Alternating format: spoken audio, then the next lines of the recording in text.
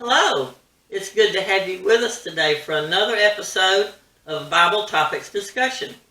Today we're talking about oaths or promises. Have you ever called a friend and their spouse to come over for dinner and dessert? They tell you, that sounds good. We'll see you at 6. Well, it's 7 p.m. and they're not at your house. You begin to worry that they may have been in an accident or gotten sick. So you call your friend. They answer and say, "Oh, I forgot. We went to the lake with some friends. Sorry." Have you ever called someone to come do some work at your house? They come and look at the job, say, "Sure, I can do that. I'll see you Monday and get started." Monday rolls around and they don't show up. You call them and they don't answer. What about that person that comes to your house and gives you a quote to do some work? Then when it's about halfway completed, they tell you that they need more money to finish the work, and there's no reason for the increase. As Christians, what are we to do? Well, God says forgive them, so we forgive them and pray for them. Does that mean that we can trust them anymore? That might require some serious caution. From what I can gather from the Bible, forgiveness is required, but trust is not.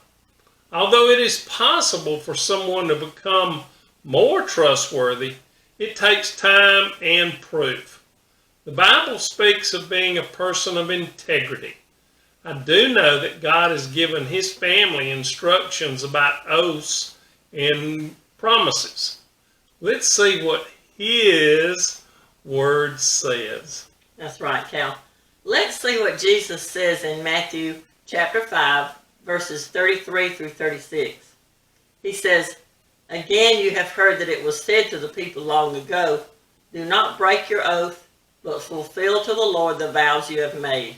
But I tell you, do not swear an oath at all, either by heaven, for it's God's throne, or by the earth, for it is His footstool, or by Jerusalem, for it is the city of the great King. And do not swear by your head, for you cannot make even one hair white or black." In verse 37, Jesus says, "Simply let your yes be yes, and your no be no. Anything beyond this comes from the evil one." I know you're thinking that the first verses mentioned are talking about oaths. Is Jesus telling us not to make oaths? No.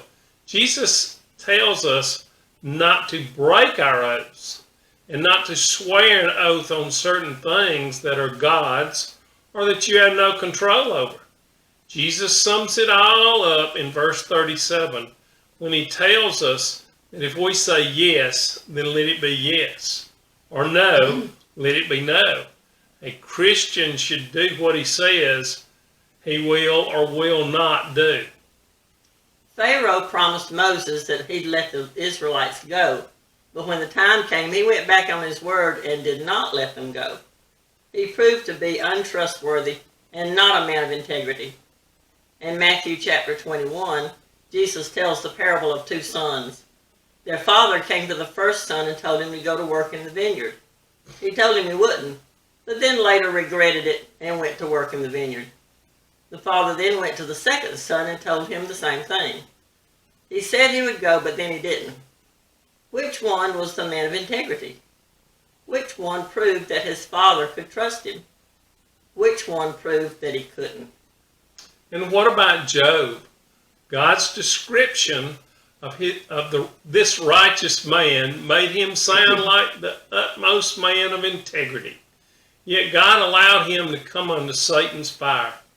He proved faithful and such a man of integrity that what he had lost in the way of livestock before was doubly replaced. Although he had lost his 7 sons and 3 daughters, God gave him 7 more sons and 3 more daughters.